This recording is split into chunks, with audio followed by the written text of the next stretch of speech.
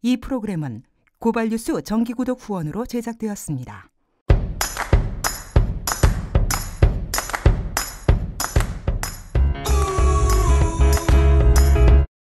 제가 충청도를 처음 왔습니다. 이런 강연으로. 제가 작년에는 뭐 국정원, 올해는 세월호, 참 한편으로는 허탈감도 드는데, 뭐 전라도, 경상도는 쭉 가는데 충청도는 안 불러요. 청주, 충청도 굉장히 느립니다. 그죠?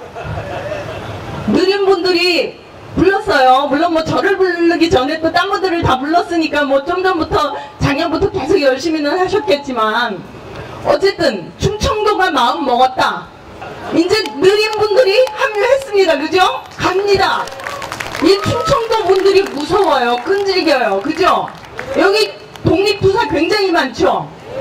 여기 3.1 만세운동 엄청났던 데입니다. 충청도가요. 여기 분들이 느리고 뭐 좀 천천히 가고 보수적이지만 한번 마음 먹으면 확 뒤집습니다. 세월호 특별법 제정과 안전사회 건설을 위한 거리강연회. 세월호 특별법은 왜 필요하고 안전한 사회를 만드는데 왜 출발점이 된다고 하나, 예? 여야의 3자 협상 또한 세월호 유가족의 동의를 받지 못한 근본적인 이유는 뭐고, 특검법은 어떻게 가야 되나, 세월호 특별법은. 그러니까 이 사고가 8시 52분에 학생이 처음 신고 전화를 했습니다. 그리고 8시 58분에 세월호 자신도 선원들도 연락을 했어요. 배가 9시 반에 해경이 도착을 했습니다. 그런데 그리고 유조선 브라이스호라는 거대한 유조선이 옆으로 9시 23분에 이미 먼저 도착해서 얘네들 빨리 뛰어내리라고 하면 걷어서 구조하겠다 했습니다. 근데 그걸 안 했어요. 그죠? 계속 가만히 있으라 가만히 있으라. 그리고는 얘네들이 9시 45분인가요? 선원들만 먼저 탈출했습니다. 그리고는 해경이 구조를 안 하고 빙빙 자꾸 돌기만 합니다. 저기 경비정이, 해경 경비정이 저 멀리가 있어요. 해군의 조난 구조대. 아주 정말 신체 건강해서 물속으로 잠수에 들어가서 다 구할 수 있다고 그렇게 훈련받았다는 해군 특수 훈련병들까지도 다 도착을 했습니다. 근데 이 사람들이 아무도 구조 작업에 참여를 못했어요. 왜냐? 해경이 하지 말라고 했어요. 그죠? 여기까지는 뭐 새롭게 밝혀진 것도 아니고요. 이미 사건이 나고 2주쯤 지났을 때, 그러니까 4월 말쯤에는 이미 이 상황으로 다 정리가 됐습니다. 그 후에 새롭게 달리 밝혀진 게 없어요. 이건 뭐 정부에서도 부인을 할 증거를 아무것도 내놓지를 않고 있는 사실이에요. 그러니까 기가 막히잖아요. 정말 내 가족이, 더군다나 내가 보듬고 돌봐야 될 아이가 그 안에 들어있다고 생각해 보세요. 자다가도 잠이 벌떡 깨고, 지금 제가 그 상황을 다시 상기하는 것만 해도 벌렁벌렁 가슴이 뛰어요. 대통령이 처음에는 뭐 사과도 안 하고서 국무회의에서 뭐 자기네 비서들이랑 장관들 놓고서 뭐 몇 마디 뭐 이런 큰일이 일어나서 뭐 안타깝습니다. 이걸 자기가 막 사과했다고 주장을 했잖아요.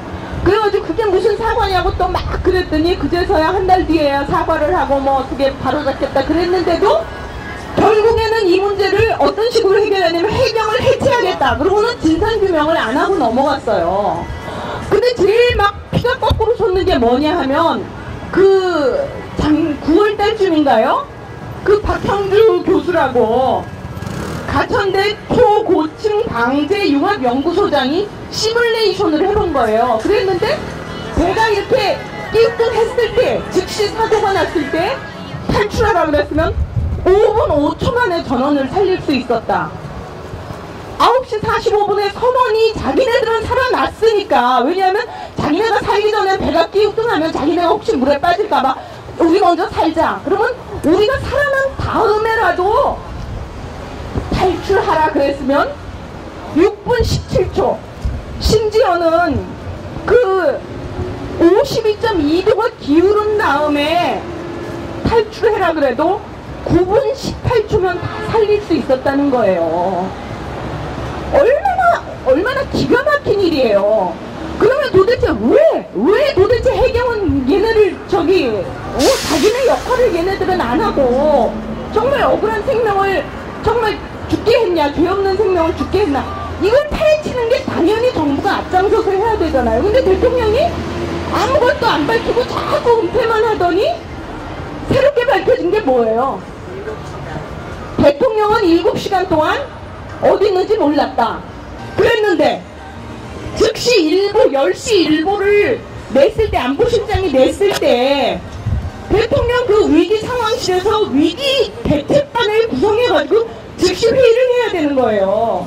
이게 지금 이명박 대통령을 거치면서 얼마나 나빠졌는지는 모르지만 노무현 대통령 때 어느 정도까지 그 위기 상황실을 구축을 해놨냐 하면요, 사실 이 얘기를 이미 다른 데서도 많이 했기 때문에 큰 소리가 좀 뻘쭘합니다만, 그 위기 상황실에서 우리나라 그 삼면에 떠있는, 삼면의 바다에 떠있는 모든 배와 대통령이 즉시 소통을 할 수 있는 그런 시설을 다 해놨어요. 그러니까 대통령이 제정신이 박힌 정상적인 업무를 수행할 능력만 있는 사람이라면 그 시간에 10시에 뭐 400여 명이 탄 선박이 지금 중앙이야?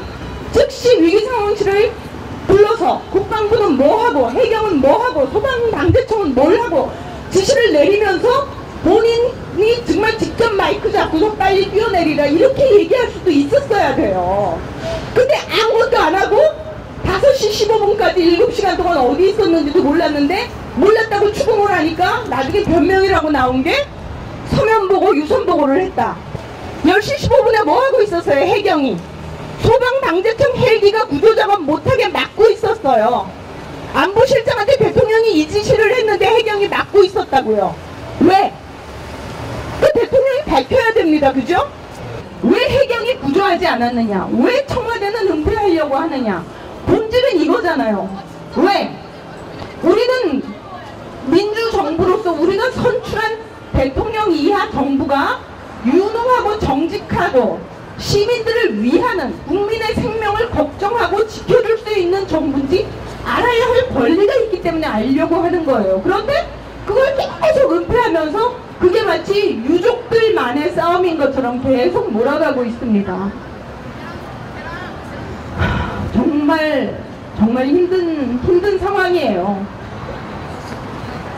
저도 사실 지금 상황에서 어떤 방안이 큰 대안인지 잘 모르겠어요. 이미 국회에서 세월호 특별법에 대한 합의가 그런 식으로 났기 때문에 이제 특검 방안으로 나아갑니다. 그죠?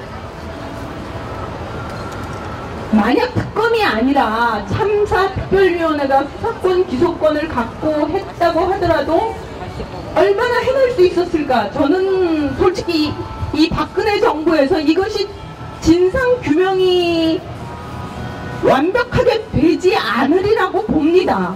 그래서 저희가 더 오래 견디고 올해 끝까지 진상규명을 해야 된다고, 끝까지 손을 잡고 놓지 말아야 된다고 말씀을 드리고 싶습니다.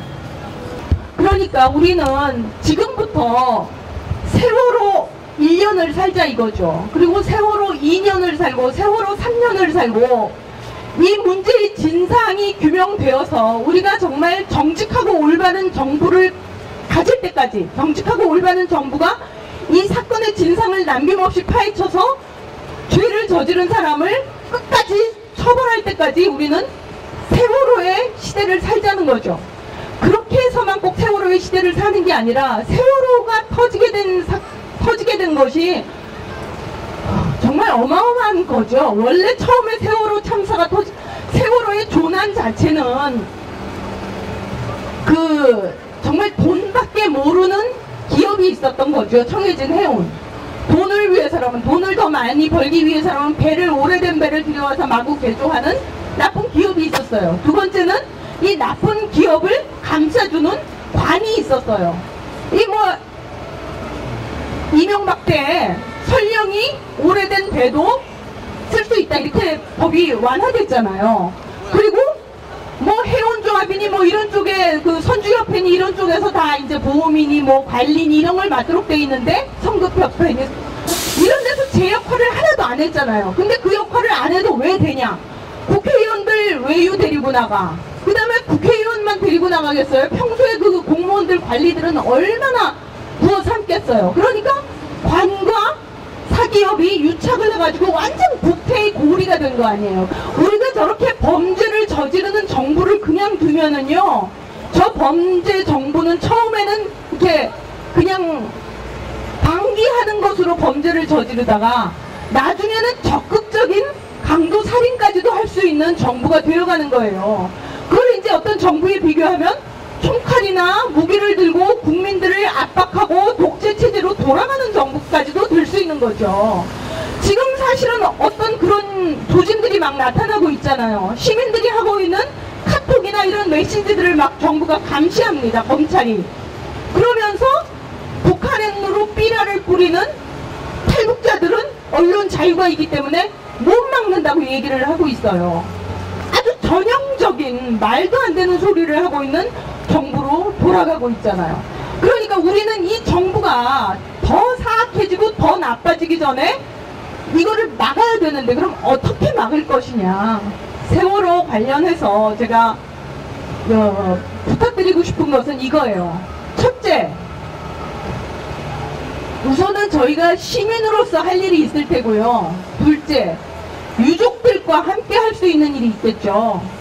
유족들과 함께 할 수 있는 일은, 저는 그동안은 이제 유족들이 옳다는 말을 해주자, 그리고 당신들과 같이 손을 잡아주자, 이런 얘기를 했어요. 지금 여기 독한 분들 여기 딱 몇 분이에요? 한 50분 내내 40분밖에 없어요.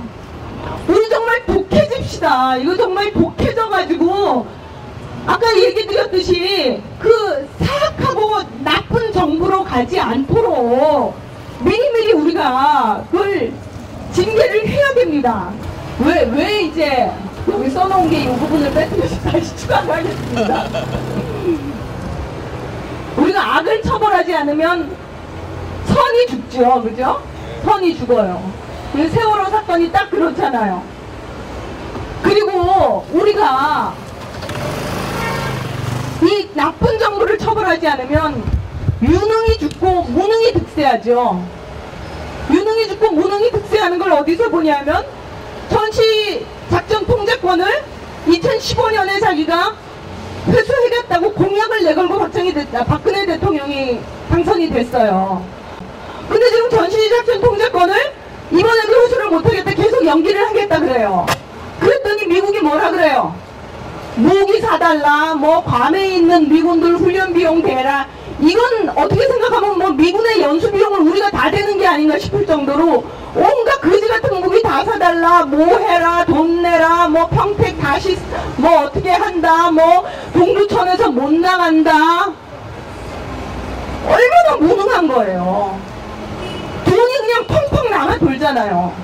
그리고 뭐 그 아까 얘기한 위기상황실, 흔히 이제 벙커라 그러잖아요. 그 벙커를 무슨 2배로 늘린대요. 아니 벙커 안에 한 요만큼만 모여가지고 요만큼만 딱 있어가지고 당장 넘어가십시오 연락만 하면 되는데, 그 연락도 안 해가지고 회의를 안 해가지고 사람을 그렇게 죽여놓고는 벙커 2배로 늘려서 뭐 하겠다는 거예요. 그것도 뭐라 그래요? 이 박근혜 대통령이 여자잖아요. 옛날에는 청와대에 비서실이 있고 부속실이 있어요. 비서실은 대통령을 보좌하는 거고 부속실은 대통령 부인을 보좌하는 데예요. 근데 부속실을 그래서 여자가 이제 홀몸으로 대통령이 되니까 그럼 부속실은 없어도 되겠구나. 야, 이거 예산이라도 아끼겠네. 그죠? 인력이라도 절감하겠네. 그랬더니 부속실도 계속 두겠다고 그랬어요. 박근혜 정부가. 뭐 한다고 그랬어요? 가난한 사람들, 약자, 빈민들을 보듬는 사회정책을 개발하기 위해서 부속실 두겠다고 했어요. 제2부속실. 그런데 뭐 했어요? 스포츠 강사, 헬스 트레이너를 갖다 3급으로 고용했다고 나왔죠. 그런데다가 무슨 뭐 헬스 기구를 갖다 1억 원어치를 샀다고 했어요. 3급이 얼마나 높은 자리인지 아세요? 고시를 붙으면 5급이에요. 5급에서 4급 되는데 평균 12년쯤 걸립니다. 24년 고시, 행정고시라는 그 어려운 고시를 붙어가지고 24년쯤 돼야지 3급이 되는데 30몇 살짜리 헬스 트레이너 하던 사람을 갖다가 3급에 들여놓고는 이 사람이 그 빈민사회정책 개발하는 사람이에요. 이런 식으로 완전히 정말 말도 안 되게 돈을 막 펑펑 쓰잖아요. 그러고서는 무상급식 돈 내놔라. 우리는 애들 지금 무상교육 보육 비용 대주던 거를 돈이 없어서 못하겠으니까 무상급식 비용 내달라고 그럽니다. 막 나라 정책이 마구 꼬이고 있어요. 돈을 어디에 쓰는지도 몰라요. 재정 적자가 엄청나고 있어요. 그리고 이런 사람들이 또 어떻게 해요? 온갖 공기관에 박근혜 정부가 박아놓은 사람들 보세요. 얼마나 황당한 인간들이 많아요. 며칠 전에 그 국정감사에 나왔던 김성주 대한적십자 총재, 이 사람 무슨 5년 동안 적십자 회비도 안 냈다 그래요. 적십자 회비 안 낸 건 문제가 아니에요. 저도 뭐 적십자 회비 낸 적 없어요. 솔직히 말씀드려요. 왜 안 내냐, 뭐 거기 뭐 헌혈한 거를 갖다가 뭐 팔아먹기도 한다고 온갖 추문들이 너무 많아가지고 저는 다른 사회단체에 내도 적십자사에는 안 냈어요. 그럼 뭐 이분이 자기가 안 낼 수도 있죠. 안 내면, 근데 적십자사 총재를 하면 안 돼요. 그건 좀 뻔뻔한 일이잖아요. 그런데다 또 자기가 뭐 다른 경로로 기증을 많이 했다. 그거 기업에서 물품 기부하고 감세 받은 거예요. 면세 받은 거예요. 그런데 막 자기가 대단한 일을 한 것처럼 뻥을 쳐요. 정부에서 온갖 뭐 어버이 연합, 자유총연맹 뭐 그 다음에 심지어는 그 북한으로 삐락 뿌려가지고 북한에서 총알 받게 하는, 총알이 날라오게 하는 그런 탈북자 단체까지 막 돈을 퍼줘요. 이런 식으로 예산이 엉망진창으로 가고 있으니까 우리가 이런 정보 막아야 되는 거잖아요. 그리고 아까 얘기한 그런 분들처럼 전부 청렴을 죽이고 부패가 득세를 해요. 그럼 어떻게 돼요? 가난한 사람들을 위해, 약자들의 권리를 위해 쓰여야 할 돈이 그냥 부자들 자기네들끼리, 특권층들끼리 막 나눠 쓰게 돼요. 그럼 무슨 일이 생겨요? 약자들이, 자기가 속한 그 가난한 사람들이 그 가난의 울타리에서 벗어나지를 못하는 거예요. 그러면 나중에 어떻게 돼요? 마음이 모질어지죠. 에이, 이놈의 세상 다 불사질러 버리고 싶다. 그래서 잘못하면 지중타가 또 등장할 수 있는 거예요. 우리 미래의 자녀들이 엄청 위험한 사회에서 살게 될 세상이 올지도 모른다고요. 지금 이 박근혜 정부의 잘못이 뭔지를 제대로 밝혀내지 않으면, 그죠? 그런데 우리가 그냥 착하기만 하면 되겠어요? 안 되죠. 어떻게 돼야 돼요? 독해져야 됩니다. 우리 독해져야 돼요. 그러면 그냥 독해지기만 하면 이만 그냥 악물고 있으면 되냐? 아니죠? 뭘 해야 돼요? 우리 권리를 알아야 됩니다. 그죠? 권리를 알아야지 내 권리도 주장하고 남의 권리도 주장하고 그럴 수가 있어요. 내 권리, 국민으로서의 권리, 자유권, 평등권, 그 다음에 뭐 교육받은 권리. 우리나라 헌법 2장을 보면요, 한국의 국민들로서 누려야 될 권리가 굉장히 상세히 나와요. 사실 이게 약간 그 아이러니하고 코믹한 부분인데요. 이 프랑스 사람들 데모 엄청 많이 하죠. 그리고 자기 권리 침해받으면 막 못 참아요. 그리고 이분들은 얼마나 자기 권리에 투철하냐면 어디 빈집이 있잖아요. 그 빈집에 막 들어가가지고 그냥 꽤 앉아 살잖아요. 그럼 거기서 못 내쫓는데요. 그 정도로 그 과잉 부에 대해서 견제를 하고 빈자들이 자기 권리를 위해 싸우는 것을 옹호해 주도록 국가가 가고 있어요. 근데 이런 나라의 헌법은 그 국민들의 권리에 대해서 뭐라고 써있냐면 자유, 평등, 박애의 원칙과 공동체의 정신에 의거해서 프랑스 국민은 권리를 갖는다. 이렇게 간단하게 나와 있어요. 이게 사실 뭐뭐 할 수 있다 이렇게 법에 자세히 규정되어 있으면 그 규정된 거 외에는 못하는 게 되는 거고요. 뭐는 다 국민의 권리다 그러면 안 된다는 거 외에는 다 된다는 뜻이기도 해요. 그래서 사실 대한민국 헌법에 그 2장의 상세한 법률 규정이 과연 그 국민의 권익을 많이 확보하는데 도움이 되느냐 안 되느냐 이 부분에 대해서는 이견이 있을 수는 있지만 어쨌든 거기 읽어보면 뭐 대한민국은 집회 뭐 시위 뭐 결사의 자유를 갖는다 뭐 노동권을 갖는다 뭐 평생교육 교육받을 권리까지 다 있어요. 그리고 심지어 직업을 가질 권리도 있어요. 그러니까 여러분이 직업을 못 가져서 어렵고 힘들다 그러면은 정부에 대고 야 나의 헌법적 권리를 지금 정부가 못 지켜주고 있으니까 지켜라오 이렇게 할 수도 있는 거예요. 가령 사진 그 기자 박정근 씨가 북한의 트윗을 리트윗했다는 이유로 그 국가보안법 위반 혐의로 한번 구속됐잖아요. 나중에 결국에 무죄 혐의로 나오긴 했지만 그런데 그게 딱 터졌을 때 제가 뭐라 그러냐 국가보안법을 딱 뒤져보니까 거기에 이렇게 써 있었어요. 국가보안법은 이제 이적행위에 대해서 그 단속을 하기는 하지만 이 법을 적용할 때는 개인의 인권을 침해하지 않도록 굉장히 조심스럽게 적용하도록 한다. 이 구절이 들어있어요. 아, 북한 트윗 한번 리트윗했다고 대한민국이 뭐 큰일 나는 거 아니죠. 이적행위가 저는 안 된다고 봐요. 그러는 와중에도 그걸 가지고 국가보안법으로 걸겠다 그러니까 그거 황당하잖아요. 그리고 그 법이 언제 바뀌어요? 그런 규정이 언제 들어갔냐면 노태우 때 들어갔어요. 전두환과 더불어 군사 독재를 일으킨 노태우 대통령 때 들어간 법 규정이에요. 그러니까 이거는 국가보안법으로 절대 걸 수 없는 사안이다. 무죄다. 제가 이제 그때 이미 얘기를 했는데 결국에 수원지법에서 무죄 판결이 나왔잖아요. 그러면 그걸 기소한 검사놈은 얼마나 쓸데없이 국력을 낭비한 거예요. 지가 딴 사건 수사해야 되는데 그 사건 수사할 때 그 쓸데없이 법규정에 다 나와 있는 거를 갖다가 무죄로 이미 법규정에 나와 있는 걸 유죄로 만들어가지고 기소하고 수사하고 헛힘을 쓴 거 아니에요. 우리 세금으로. 이인호 씨 서울대 교수 여성으로서 일찌감치 유학을 해가지고 김대중 대통령 때 핀란드 대사 여성 대사를 했어요. 얼마나 멋졌어요. 근데 이 양반이 요새 막 망언하고 있어요. 이 양반이 한 대표적 망언 중에 제가 들은 그 유튜브에서 본 것 중에 얼마나 황당한 게 있냐면 이승만 대통령이 너무너무 훌륭한 분이고 건국의 아버지인데 심지어 4.19 혁명도 이승만 대통령이 건국을 안 했다면 어떻게 일어났겠느냐 이런 얘기까지 해요. 정말 이상하신 분 아니에요?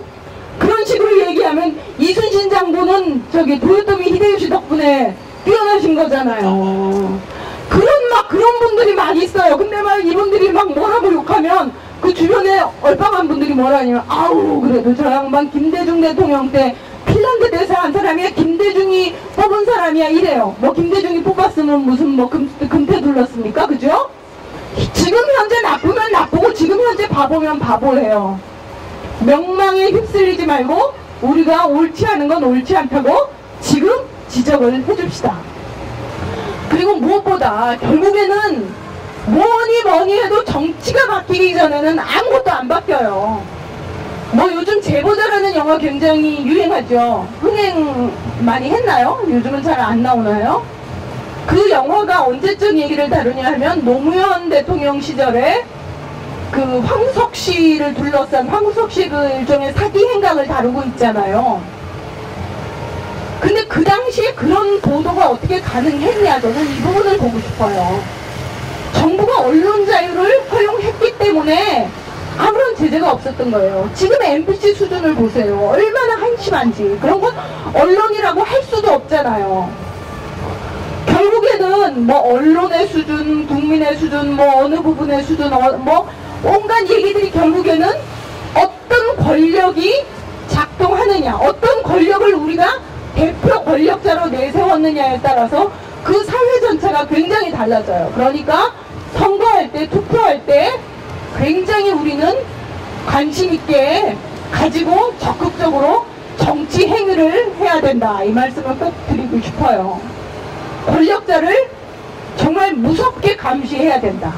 정말 최근에 이 세월호 사건 겪고 나서도 완전히 그랬잖아요. 뭐 6월 지방선거 있을 때 막 눈치 보는 듯 하더니 그 자기네가 새누리당이 이기니까 조금 만만해졌다가 또 7월 재보궐선거 있으니까 뭐 살려주십시오 어쩌고 막 빗속에 울고불고 하더니 결국에 자기네가 11대 4로 압승을 거두니까 완전히 세월호 입시 쓴 거 아니에요. 그리고서는 지금 이 정부에서 하는 정책들이 뭐예요? 뭐든지 철도도 민영화한다, 뭐 의료도, 의료보험도 민영화한다. 별별 짓을 다 저지르고 있어요. 지금 의료보험이 전 세계에서 우리나라가 굉장히 좋은 축에 속해요. 미국도 한국 좀 따라가고 싶어서 겨우 이제 오바마 케어라는 거 만들었잖아요. 그런데 이거를 다 깨부수겠다는 거죠. 그리고 철도가 지네 거예요. 근데 마치 지네 거인 것처럼 지네가 막 빡빡 팔아먹으려고 그러잖아요. 그리고 인천공항 얼마나 수익 사업인데 그것도 막 팔아먹으려고 그래요. 지금 KT라는 게 사실은 정부가 사놓은 땅 위에 통신시설 가지고 시작한 거 아니에요. 근데 그게 KT 개인자, 민영화로 KT 개인자산이 돼서 얼마나 부패한 그 경영층이 얼마나 마음껏 막 써먹고 있어요. 저희가 87년 체제가 만들어지면서 노태우 정부 때 엄청나게 혁신적인 일들이 많이 이루어졌어요. 남북한 유엔에 동시 가입했죠. 뭐 러시아하고 중국하고 수교했죠. 의료보험이 뭐 농민들을 위한 보험, 직장의보 이런 식으로 일부가 있었던 것을 전체 국민 개보험이 된 것도 노태우 때였어요. 그러니까 돈 있는 사람은 많이 내고 돈 없는 사람은 조금 내서 다 같이 불안 없이 그 치료 혜택을 받을 수 있게 하자. 이게 노태우 대통령 때 됐어요. 그럼 노태우가 훌륭한 인간이라서 그러냐? 노태우가 간은 작아요. 그죠? 전두환은 돈도 다 막 갚으라는 거를 안 갚고 있는데 노태우는 거의 다 갚았잖아요. 그렇다고 노태우가 되게 착한 인간인 건 아니잖아요. 그냥 쿠데타를 일으킨 동조 세력이죠. 그런데 노태우 대통령 때 어떻게 이렇게 좋은 정책들이 많이 나왔냐? 그게 바로 87년도 시민 항쟁을 보면서 그 권력이 시민의 무서운 힘을 받기 때문에 조심한 거예요. 그래서 결국에 권력의 수준은 국민의 수준이 만드는 거예요. 어느 시기부터인가 우리나라가 이게 막 교육이 잘못돼서 저는 생긴 것일 거라고 생각해요. 우리나라 교육이 공부를 잘하는 거를 그 공부라는 게 나 혼자 스스로 살 수 있게 하는 힘을 공부라고 하는데 우리나라에선 학습량이 많고 성적이 앞으로 가면 그게 공부인 줄 알잖아요. 그래서 나쁜 짓을 해도 수단 방법을 안 가리든 성적만 앞에 가면 그걸 우수하다고 봐요. 그러니까 이런 왜곡에서부터 어떤 식으로 애들이 왜곡이 일어나냐 하면 앞으로 가면 이기는 자, 앞으로 가면 승리자, 뒤로 가면 패배자, 패배자는 못난 놈. 그래서 공식이 가해자가 되면 승리자가 되고 승리자가 되면 멋진 놈이 되는 걸로 아이들한테부터 잘못 인식이 되기 시작하는 거예요. 그래서 결국에는 왕따 사건도 그렇게 해서 벌어지는 거 아니에요. 지금 일베 같은 것도 보면요. 사람들이 이런 얘기들을 해요. 일베하는 애들이 정말 한심한 애들이잖아요. 그러니까 선과 악에 대한 구분이 없으니까 그냥 무조건 이기면 잘났다 이런 사회가 되어버리는 이제 현재 이런 시점에 이르러서 결국엔 정치도 이렇게 다른 뒷걸음질하고 모든 것이 정말 87년 체제로 이렇게 했던 것들이 되려 그냥 거꾸로 가고 있어요. 바로 잡아야 되겠죠. 여러분의 자리에서 저를 포함해서 뭐 사실 언론이 제일 못하고 있죠. n분의 1을 하면서 우리가 정말 독하고 무서운 시민이 됐으면 좋겠습니다. 예. 네, 고맙습니다. 이 프로그램은 고발뉴스 정기구독